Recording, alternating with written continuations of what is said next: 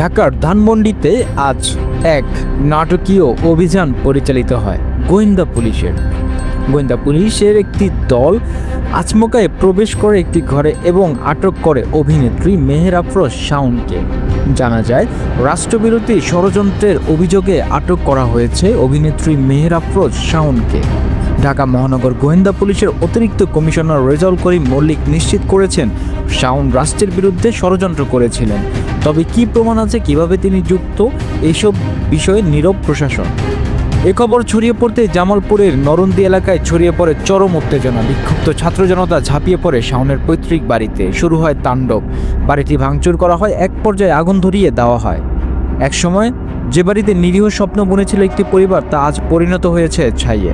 এদিকে আওয়ামী লীগের সাংগঠনিক সম্পাদক মির্জা আজমের বাড়িও বিক্ষোভকারীদের হাত থেকে রেহাই পায়নি।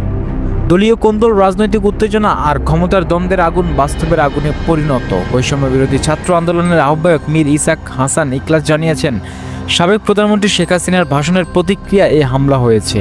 অপরদিকে জামালপুর সদর থানার ইনচার্জ ওবায়দুল হক রহমান আরও জানান, তারা অগ্নিসংযোগের বিষয়টি শুনেছেন, তবে দায়ীদের শনাক্ত করতে পারেননি।